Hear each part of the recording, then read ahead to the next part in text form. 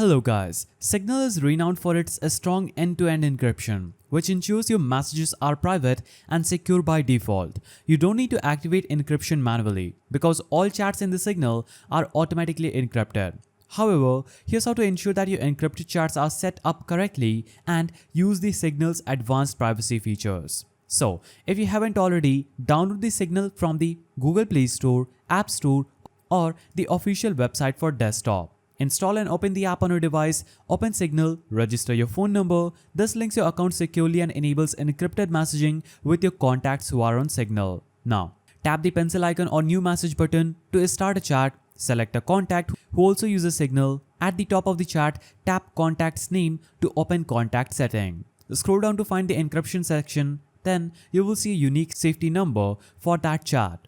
Now, to ensure the highest security, verify the safety number with your contact. You can do this by comparing the numbers directly or scanning each other's QR codes within the app. Now, you can also navigate to settings, navigate to privacy, and navigate to screen security and enable it. This prevents others from taking screenshots of your chats on devices. So, in conclusion, Signal encrypts all chats automatically, so activating encryption is essentially built-in and effortless.